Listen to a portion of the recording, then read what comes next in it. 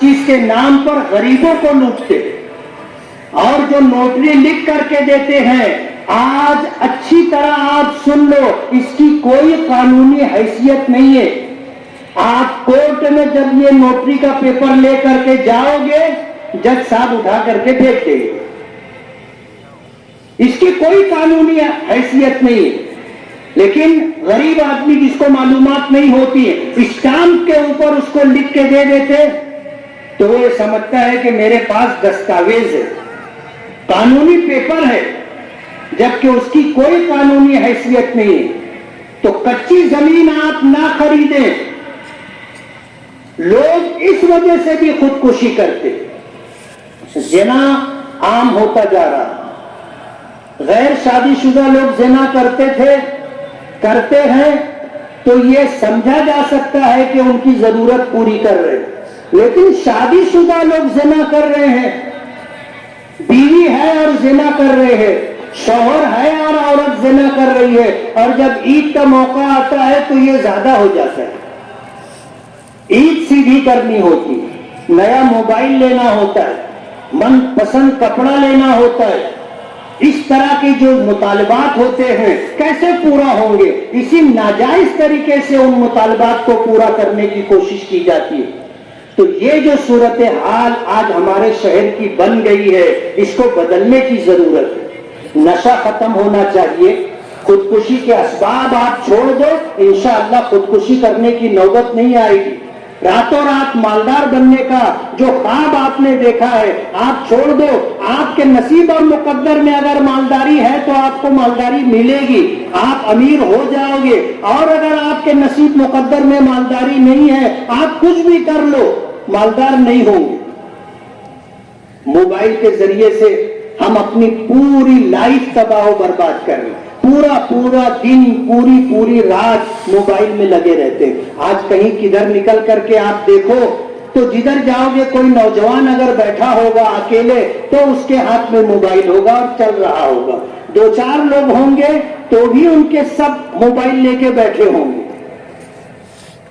بچے موبائل دیکھ رہے تھے، میں پیچھے سے جا کر کے دیکھا کہ اتنی غور سے اتنے انہماک سے کیا دیکھ رہے ہیں، تو آپ سمجھ لو کیا دیکھ رہے ہوں گے۔ بلو فلمیں دیکھتے،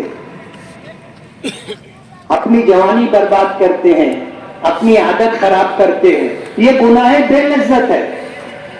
ظاہر بات ہے اس سے کچھ ملتا نہیں ہے، گناہ بے لذت ہے، گناہ کبیرہ ہے اور حاصل بھی کچھ نہیں، گناہ بے لذت ہے۔ آج اس وقت جن حالات سے ہم لوگ گزر رہے ہیں ہمیں اپنی فکر کرنی۔ آج ہم دوسروں کو الزام دیتے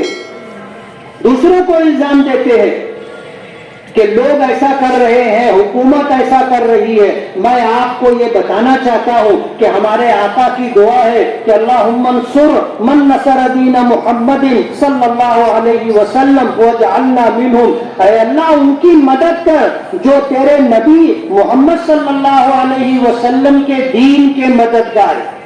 بدعا دی وَخْذُلْ مَنْ خَذَلَ دِينَ محمد صلی اللہ علیہ وسلم وَلَا تَجْعَلْنَا مِنْهُمْ، اور انہیں ذلیل اور رسوا کر دے جو تیرے نبی محمد صلی اللہ علیہ وسلم کے دین کو رسوا کر رہے، اور ہمیں ان میں شامل نہ فرما۔ حضور کی دعا ہے ہماری کامیابی اللہ کے دین میں، اور ہمارا دین ادھورا نہیں ہے۔ سیاست بھی ہمارے شریعت اور ہمارے دین کا ایک حصہ ہے۔ نبی کریم صلی اللہ علیہ وسلم نے حکومت قائم کی تھی مدینہ منورہ میں، بغیر سیاست کے تو نہیں تھی، آپ اس کے امیر تھے۔ یوں کہو کہ آپ جو ہے یا تو اس کے صدر تھے یا پرائم منسٹر تھے، پھر حضرت ابوبکر تھے، حضرت عمر تھے، حضرت عثمان تھے، حضرت علی تھے، اور یہ سلسلہ تھا۔ حضرت عمر کے زمانے میں 25 لاکھ مربع میل پر اسلامی حکومت تھی۔ یہی تو سیاست ہے۔ آج لوگوں کا غلط طریقہ دیکھ کر کے ہم سیاست کو اپنے دین سے باہر کر رہے ہیں، جبکہ یہ ہمارے دین کا بہت اہم حصہ ہے۔ ہم دوسروں کو الزام نہ دیں، ہم اپنے دین کی فکر کریں، اللہ کی مدد ہمارے ساتھ ہوگی۔ برسر اقتدار جو لوگ ہوں گے وہ اپنی پالیسی کے حساب سے چلیں گے. ابھی پچھلے دنوں ہمارے ہوم منسٹر کا ایک بیان آیا تھا کہ ہندوستان میں رہ کر اگر دین کی بات کرتے ہو تو پھر چوری پر ہاتھ کاٹنا ہے, زنا کرنے پہ سنسار کرنا ہے, سودی قرض نہیں لے سکتے, اس طرح کی بات. میں انہیں یہ پیغام دینا چاہتا ہوں, آپ اسلام کو پڑھو. ہمارے اسلام میں جس طرح آپ ہمارے قانون, ہندوستان کے قانون میں فوجداری قانون الگ ہے, سول قانون الگ ہے, تو جو فوجداری قانون ہے اس کے لیے اس کی ذمہ دار حکومت ہے. اگر اسلامی حکومت ہوگی تو ہاتھ کاٹا جائے گا. ایسا نہیں ہے کہ اسلامی حکومت نہیں ہے اور کوئی چوری کرے تو آپ ہاتھ کاٹ دو. اسلامی حکومت ہوگی, شادی شدہ زنا کرے گا اسے سنسار کریں گے. اگر حکومت نہیں ہے تو زانی کو ہم سنسار نہیں کر سکتے. اور اسی کے ساتھ میں آپ کو یہ پیغام دینا چاہوں گا کہ آپ اپنی مذہبی کتاب بھی پڑھ لیں. جو سزائیں ہماری شریعت میں ان جرائم کے لیے ہیں آپ کی کتاب میں بھی موجود ہے. آپ اپنی مذہبی کتاب پڑھیے, آپ کو سمجھ میں آئے گا. آج جن حالات سے ہم لوگ گزر رہے ہیں, سر پر پارلیمنٹ الیکشن, حکومت نے سی اے اے کا قانون نافذ کر دیا.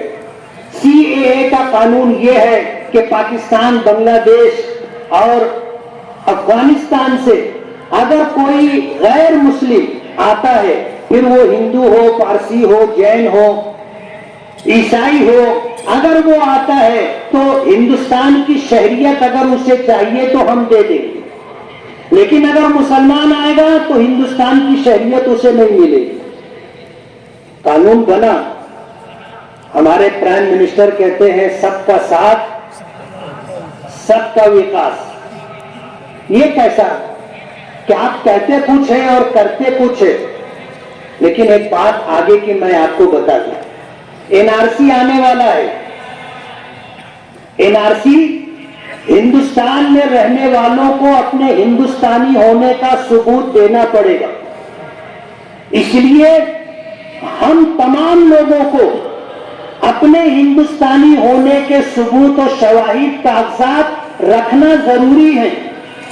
آپ این آر سی میں اسی وقت بچ سکیں گے جب آپ کے پاس ہندوستانی ہونے کے ثبوت ہوں گے, ورنہ آپ کو ڈیٹینشن کیمپ میں رکھا جائے گا, کھلی جیل میں. جیسے یہ عیدگاہ کا میدان ہے, چاروں طرف سے بڑی بڑی دیواریں اٹھا کر کے گھیر دیا جائے گا اور آپ کو ایسی جیل میں رکھا جائے گا. آپ اپنے گھر والوں کے ساتھ نہیں رہ سکیں گے. آپ سوچو, اگر آپ کے والد کے پاس کاغذات نہیں ہیں تو انہیں گھر سے گرفتار کر کے لے جا کر کھلی ہوئی جیل میں رکھ دیں گے. آپ کی ماں کے پاس اگر کاغذات نہیں ہیں, گھر سے گرفتار کر کے لے جا کر کے انہیں جیل میں رکھ دیں گے. آپ کی بیوی کے پاس اگر ہندوستانی ہونے کے ثبوت نہیں ہے, اسے گرفتار کر کے لے جا کے کیمپ میں رکھ دے دیں. کہنے والے کہتے ہیں کہ ایسا ہوگا نہیں, لیکن ہمیں ان کی بات پر بھروسہ نہیں کرنا ہے. ہم ہندوستانی ہیں, ہمیں اپنے ہندوستانی ہونے کا ثبوت رکھنا ہوگا. اور میں آپ کو یہ بتا دوں کہ ہندوستان میں ہندو ہو, سکھ ہو, جین ہو, پارسی ہو, کرسچن ہو, جب این آر سی لاگو ہوگا ان کے پاس ہندوستانی ہونے کے ثبوت و شواہد نہیں ہوں گے. انہیں سی اے اے کے تحت ہندوستانی ہونے کی شہریت دے دی جائے گی, ان کو جیل نہیں ہوگی. یہ سی اے اے اور این آر سی صرف مسلمانوں کے لیے. پہلے سی اے کا قانون نافذ کر دیا گیا ہے, جب این آر سی آئے گا تو یہ سی اے اے کا قانون مسلمانوں کے علاوہ سب کو ہندوستانی شہریت دلوا دے گا, آپ کو نہیں دلوائے گا. اس لیے آج آپ کو جو ہے خاصہ این آر سی آئے گا تو آپ کو ہو سکتا ہے ہندوستانی شہریت سے محروم ہونا پڑے, یا آپ نے ووٹ نہیں دیا ہے, اگلے الیکشن میں آپ کو ووٹ دینے سے محروم کر دیا جائے گا.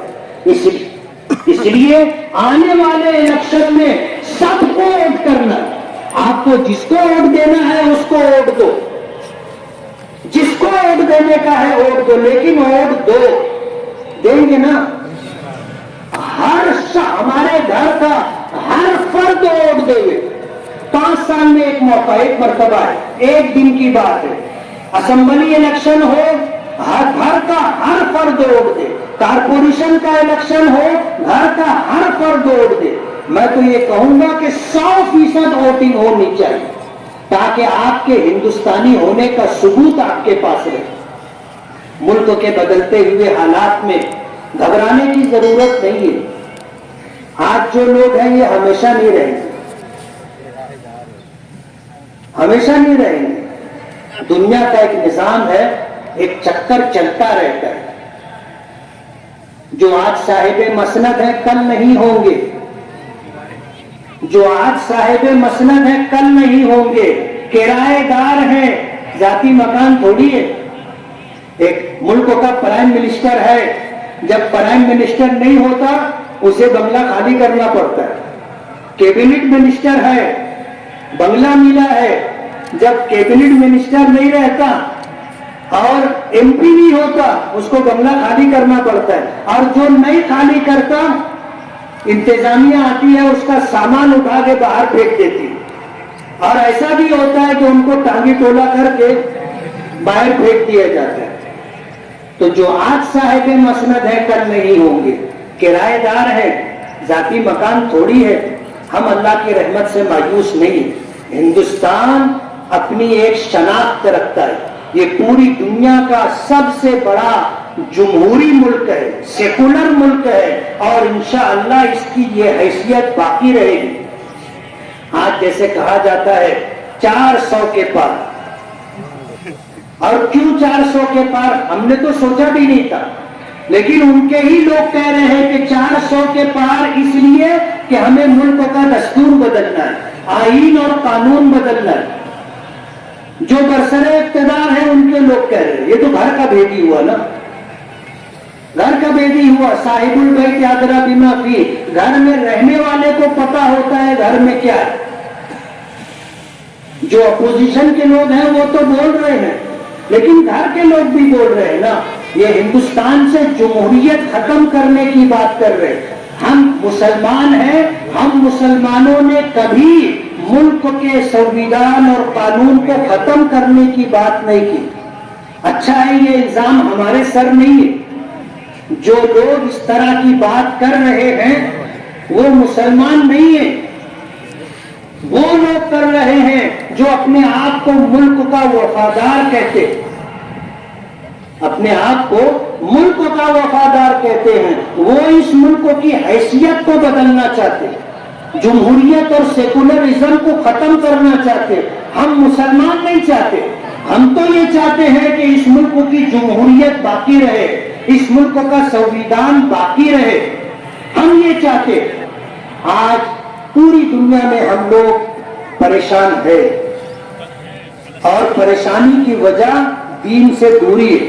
آج فلسطین میں ہمارے مسلمان بھائی ہزاروں کی تعداد میں, عورتیں بچے بوڑھے شہید ہو چکے ہیں. عورتیں بچے بوڑھے شہید ہو چکے ہیں, اور 52-53 اسلامی ملک ہیں, سب خاموش ہے. کوئی مدد کرنے کے لیے آگے نہیں آ رہا ہے. کسی فلسطین کے لیڈر نے کہا تھا کہ جب ہم بچے تھے تو ہم سمجھتے تھے کہ ہم غلام, ہم محکوم ہیں. لیکن جب حالات آئے تو سمجھ میں آیا کہ جتنے اسلامی ملک ہیں وہ سب غلام اور محکوم ہیں. اگر آزاد ہیں تو ہم آزاد ہیں, آزاد ہیں تو ہم آزاد ہیں. اس لیے اپنے فلسطینی مسلمان بھائیوں کے لیے آپ خوب دعا کریں. ہم یہی کر سکتے, دعا کر سکتے ہیں, ان کے لیے دعا کریں. اللہ تعالیٰ ان کی دستگیری فرمائے, مدد فرمائے. اور فلسطین کے لوگ مرنے سے ڈرتے بھی نہیں. ایمان جس کے پاس ہے وہ مرنے سے ڈرتا نہیں. اس لیے گھبرانے کی کوئی بات نہیں ہے, مایوسی کی کوئی بات نہیں ہے. اللہ اس پوری کائنات کا خالق بھی ہے, مالک بھی ہے, اور اس پوری کائنات کا حکمراں وہی ہے. ان حالات کے اندر ہمیں اپنی ذمہ داری پوری کرنا ہے. آپ صفحے سیدھی کھڑے ہو جائیں, صفحے سیدھی کریں.